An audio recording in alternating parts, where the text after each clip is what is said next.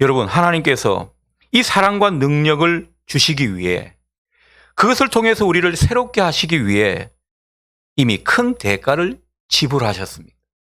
하나님께서 그 대가를 지불하신 사건이 무엇입니까? 예수 그리스도의 십자가 사건인 것입니다. 따라서 우리가 그리스도 안에서 새로운 존재로 확실히 살아갈 수 있는 비결이 무엇입니까? 바로 십자가 사랑 안에 있을 때 이 일이 가능한 것입니다. 십자가 사랑으로 우리 마음을 물들여야 합니다. 그 사랑을 노래하고 그 사랑에 우리가 점점 잠겨야 하는 것이죠. 그 가운데 우리는 새로운 존재로 살고자 소원하는 마음이 더욱 일어나게 되고 주님을 깊이 의지하게 될 것입니다.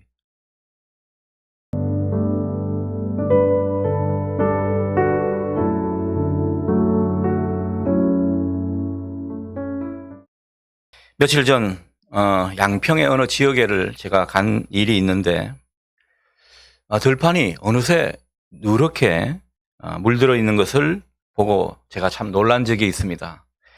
가을이 이렇게 깊어졌구나 실감하는 그런 때였습니다. 그러고 보니까 우리가 사는 동네 주변도 보면 부쩍 노란빛, 주황빛을 더해가는 그런 모습입니다. 아마 지금쯤 시골에는 석류가 익어가고 또 감이 익어갈 것입니다. 어제가 찬이슬이 내린다는 한로였기 때문에 이제 시골에는 이 추수 준비에 한창이 아닐까 생각해 봅니다. 이렇듯 가을은 소리 없이 깊어지고 있습니다. 이 계절이 깊어지는 그 모습을 보면서 우리 존재 또한 주님 안에서 좀 더 새로워지고 깊어지는 그런 은혜를 소원하게 됩니다. 여러분에게 이 은혜가 있기를 축복합니다. 미국의 인디안 원주민 중 한 부족은 매년 버스크라는 의식을 치른다고 합니다. 이 의식을 치를 때는 헌옷 가지들을 그리고 지저분한 물건들은 다 한 곳에 모아놓고 거기에 남은 곡식 그리고 남겨진 식료품들을 한데 더해가지고는 무더기를 쌓는다고 합니다. 그 무더기를 쌓은 후에 불을 질러서 다 태워버린다고 하죠. 물론 이때를 대비해서 사람들은 새 옷과 새로운 살림 도구 또 가구들을 이미 미리 마련해 놓는다고 합니다. 언뜻 보면 굉장한 낭비처럼 보입니다. 왜 그런 일을 할까 싶습니다. 하지만 이들에게는 꽤나 의미 있고 중요한 의식이 되겠습니다. 그 후에 이들은 어떤 약 같은 것을 먹은 후에 사흘간 단식을 합니다. 그때 그동안 마을 안에 모든 불은 꺼진다고 합니다. 그리고 그 기간 중에는 식욕이나 성욕 등 일체의 욕망을 억제한다고 하죠. 며칠 후 부족의 대사면이 선포됩니다. 그래서 그간 죄 때문에 부족 밖에 살던 사람들이 다 다시 마을로 돌아오는 그런 일이 있게 됩니다. 나흘째 아침에는 이 의식을 주재하는 사람이 마른 나무들을 비벼서 광장에 새로운 불을 피워놓게 됩니다. 그러면 부족원들이 이 불에서 새로운 깨끗한 불을 붙여서 집으로 돌아가서 자기들의 집을 밝힌다고 그렇게 전하고 있습니다. 헨리 데이비드 소로의 월든이라는 책에 나오는 내용이죠. 여러분, 이 부족의 모습 어떻습니까? 우리 눈에는 굉장히 낯설고 특이하고 좀 이상한 종교 집단 같은 그런 모습입니다. 하지만 이 부족들이 하는 일을 곰곰이 생각해 보면 정말 이 사람들이야말로 인생을 좀 진지하게 그리고 제대로 살려는 사람들 같다 이런 생각이 듭니다. 매년 하는 그 의식을 통해서 이들은 옛것을 자꾸 벗어버리는 거죠. 그리고 새 것을 취해서 새로운 삶으로 나아가려고 이런 의식을 치르는 것 아닌가 생각하게 됩니다. 여러분, 우리 신앙이 이랬으면 좋겠습니다.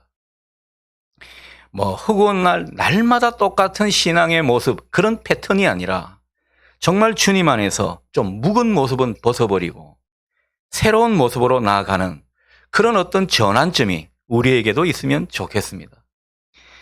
예배를 통해 점점 우리 안에 옛사람은 죽고 새 사람으로 살아가는 그런 예배의 갱신이, 우리 예배가 새로워지는 모습이 이 가을 우리에게도 펼쳐지기를 소원합니다. 오늘 본문은 우리가 그리스도 안에 있는 사람임을 다시금 느끼게 해주는 말씀입니다. 우리가 잘 아는 말씀이죠. 우리는 그리스도께 속해서 그리스도 안에서 살아가는 사람들입니다. 여러분, 그리스도 안에서 살아간다는 것 무슨 의미입니까? 그것은 그리스도 곧 우리 삶의 주인이신 주님께서 우리 삶을 책임지시고 우리 삶을 지켜주신다는 그런 뜻이 되겠습니다.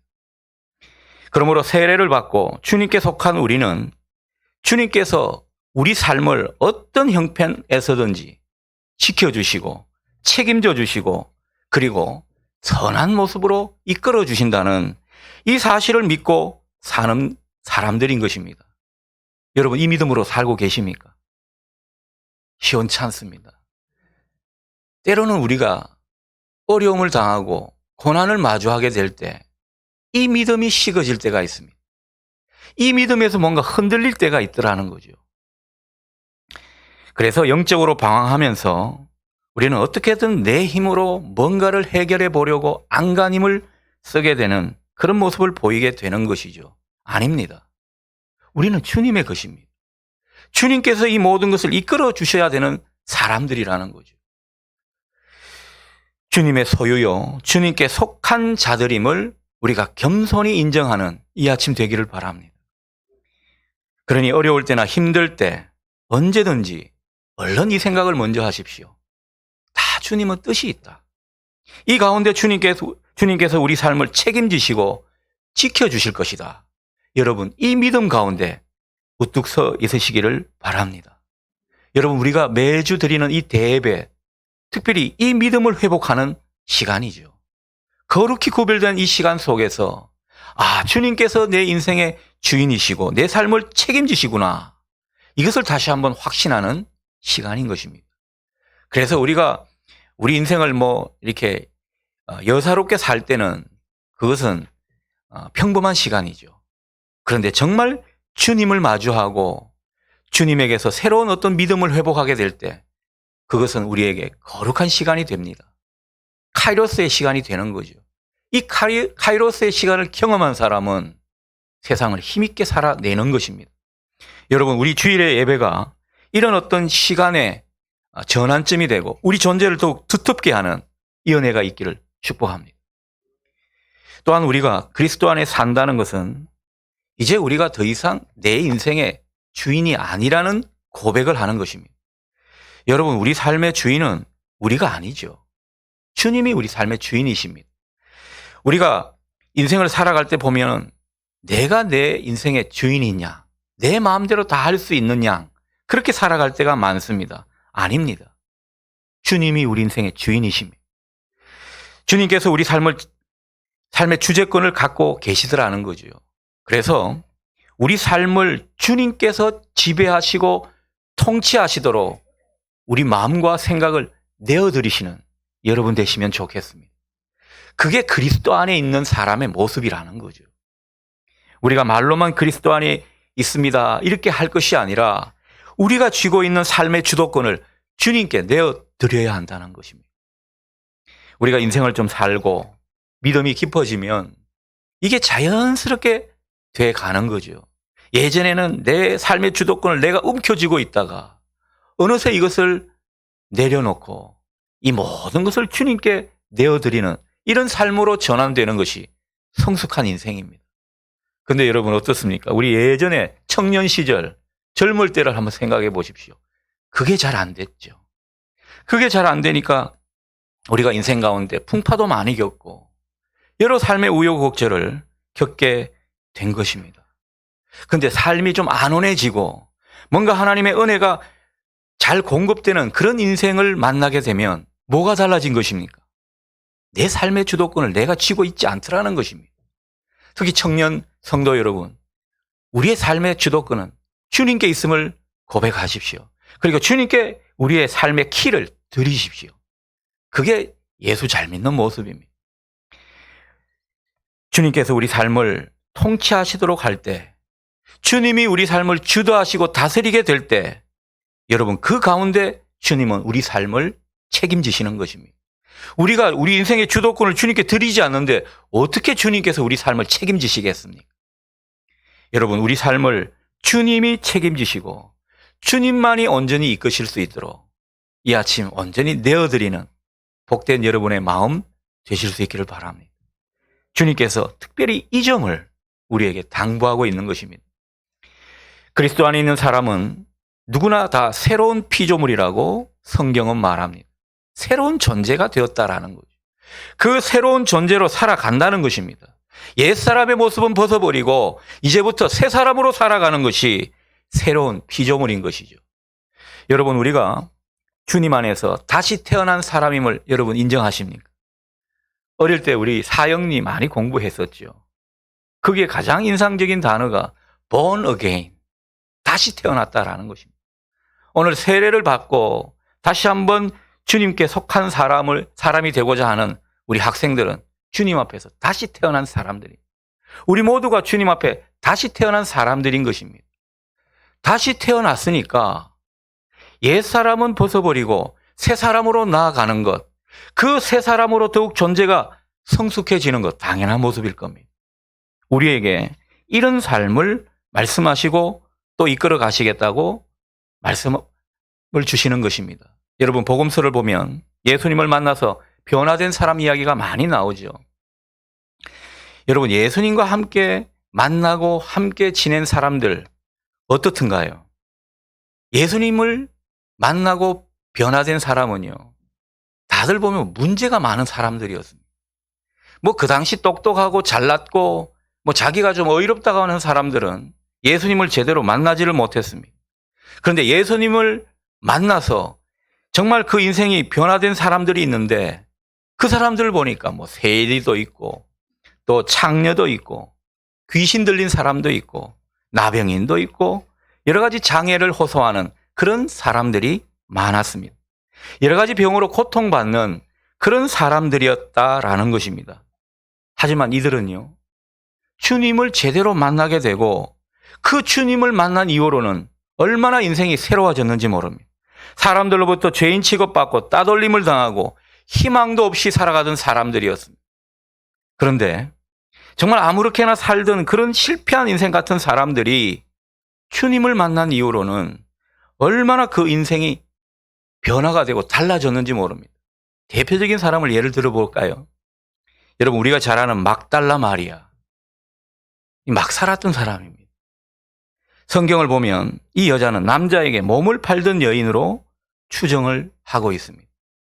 그런 여인이, 손가락질 받던 그 여인이 주님을 만나서 새로운 인생이 되었는데 부활의 주님이 가장 먼저 만난 사람이 누굽니까? 막달라 마리아였습니다. 초대교회에 얼마나 위대한 여성 지도자가 되었는지 모릅니다.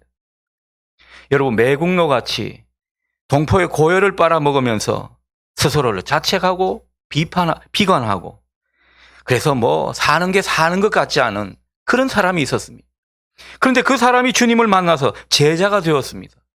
마침내 복음서를 기록했습니다. 그 사람이 누굽니까? 그 사람이 누굽니까? 마태죠. 마태복음을 쓴 마태가 바로 그런 인생이었습니다. 우리가 잘 아는 바울도 마찬가지죠.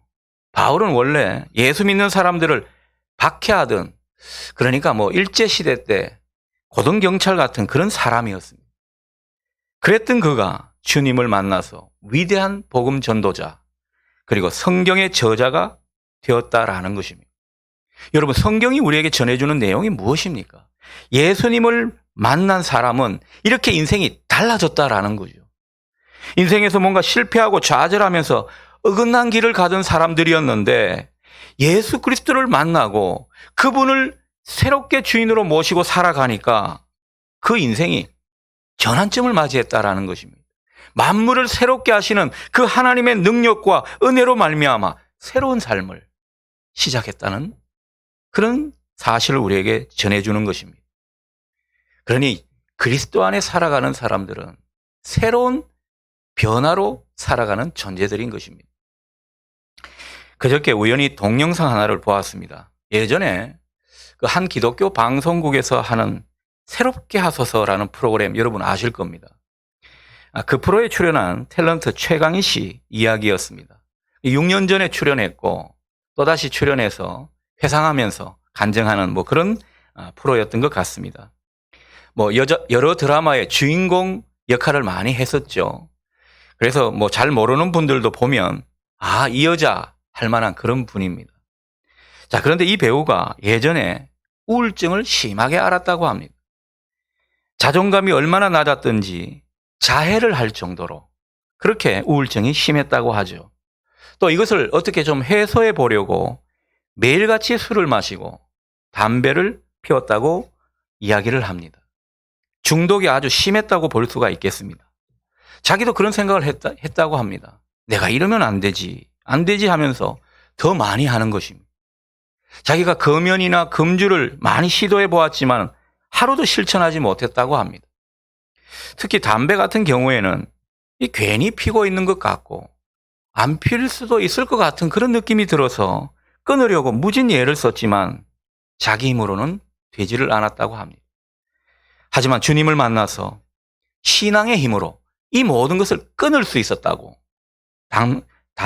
당당하게 고백을 하더군요. 여러분 이분이 말하는 것 중에 가장 인상적인 게 하나 있었습니다. 세상의 자유는 자기를 진짜 자유롭게 하지 못하더라.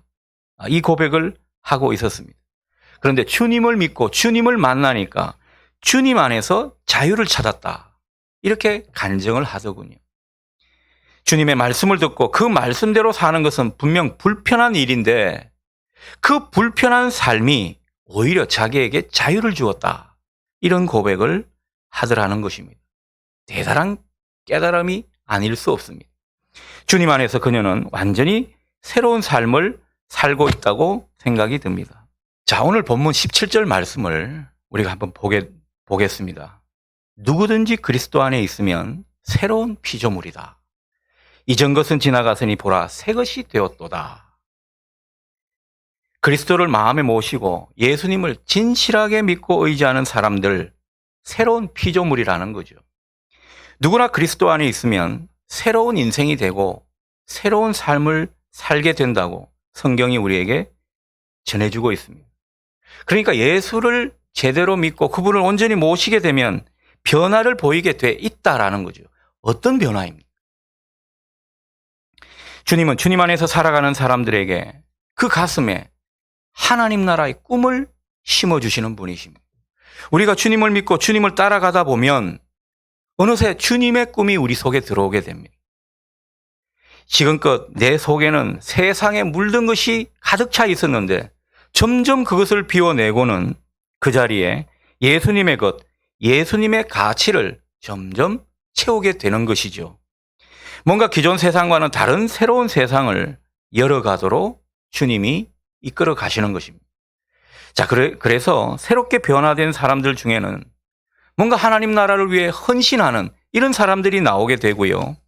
자신의 소유를 드러내서 하나님 나라 사업을 위하여 물질을 쓰는 이런 모습도 곧잘 보이게 되는 것입니다. 가난하고 어려운 사람들 그냥 보지를 않습니다.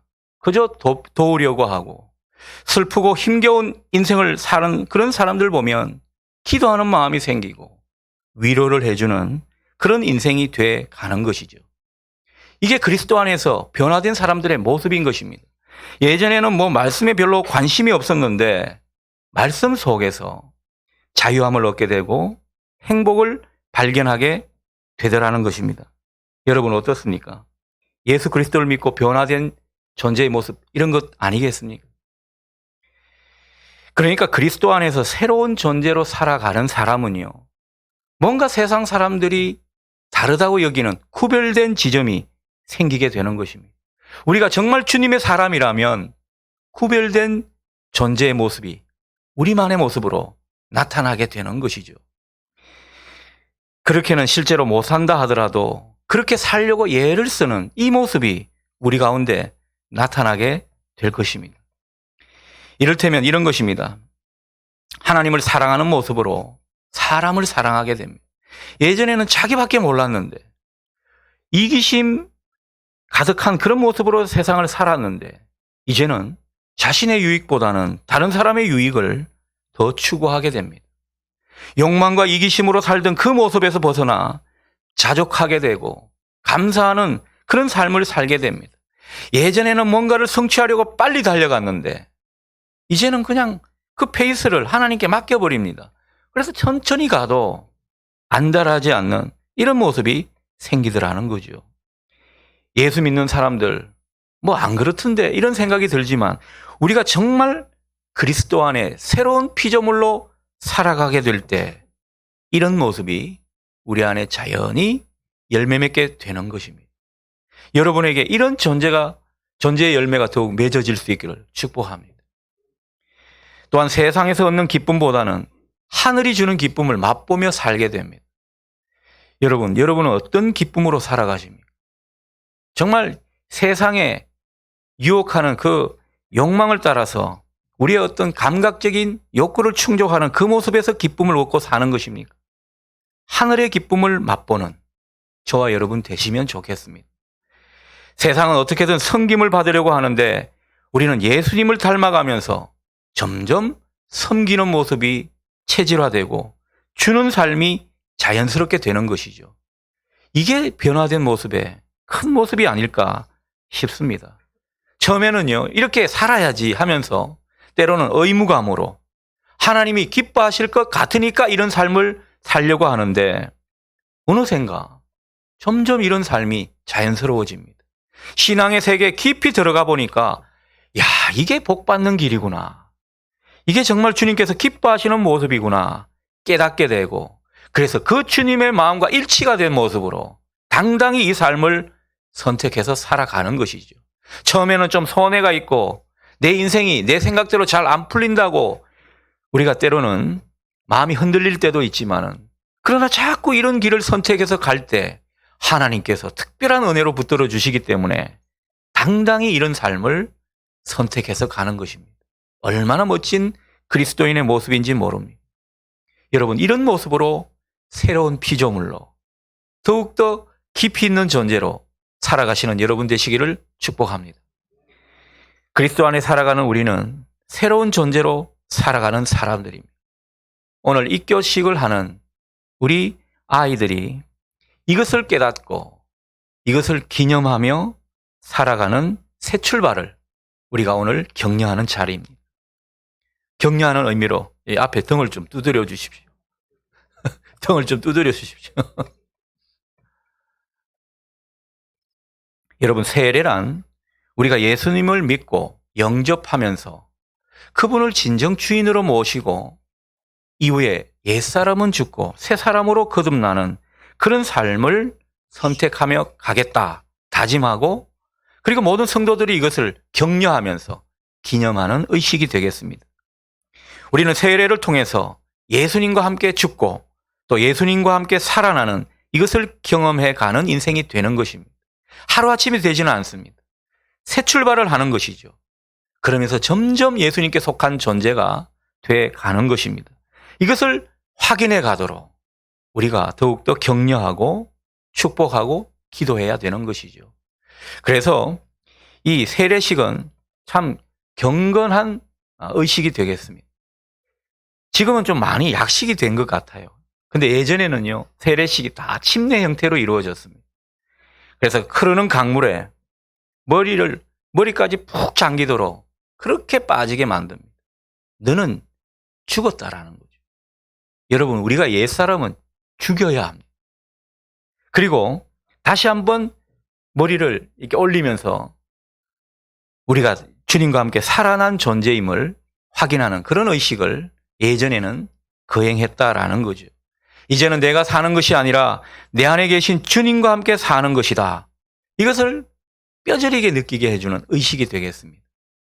그래서 오늘 세례를 받고 입교를 하고 이 모든 의식은요, 다시 한번 우리가 주님께 속한 존재로 새로운 존재로 살아가는 새 출발인 것입니다. 우리 모두가 이런 의미를 생각하면서 더욱더 격려하고 기도하면서 주님 안에 살아가도록 그렇게 이끌어 가시는 우리 모든 성도들 되실 수 있기를 바랍니다. 마지막으로 여러분에게 팁을 하나 드립니다. 우리가 다 새로운 존재로 살아가고 싶죠. 영적으로 우리가 살아있는 그런 존재로 살아가고 싶은 것 당연한 마음입니다. 그런데 이게 우리 의지와 우리의 신념과 노력으로 되는 일이 아니라는 것입니다. 우리가 작정한다고 되는 일이 아닙니다. 여러분, 우리가 그리스도 안에서 새로운 존재로 살아가는 그 모든 모습은 바로 주님이 우리에게 주신 능력이 있어야 합니다. 그리스도 안에 있는 그 사랑 가운데 능력이 주어질 때 우리는 그런 삶을 실제로 살아내게 되는 것입니다. 여러분, 하나님께서 이 사랑과 능력을 주시기 위해 그것을 통해서 우리를 새롭게 하시기 위해 이미 큰 대가를 지불하셨습니다. 하나님께서 그 대가를 지불하신 사건이 무엇입니까? 예수 그리스도의 십자가 사건인 것입니다. 따라서 우리가 그리스도 안에서 새로운 존재로 확실히 살아갈 수 있는 비결이 무엇입니까? 바로 십자가 사랑 안에 있을 때 이 일이 가능한 것입니다. 십자가 사랑으로 우리 마음을 물들여야 합니다. 그 사랑을 노래하고 그 사랑에 우리가 점점 잠겨야 하는 것이죠. 그 가운데 우리는 새로운 존재로 살고자 소원하는 마음이 더욱 일어나게 되고 주님을 깊이 의지하게 될 것입니다. 그럴 때 우리는 새로운 피조물로 변화되고 더욱더 깊이 있는 존재로 나아가게 되는 것입니다. 그래서 주님 말씀이 그대로 이루어지는 것이죠. 이전 것은 지나갔으니 보라 새 것이 되었도다. 우리 모두 그리스도 안에서 새로운 피조물로 하나님께 영광이 되고 또 주님께 기쁨이 될 수 있기를 기원합니다.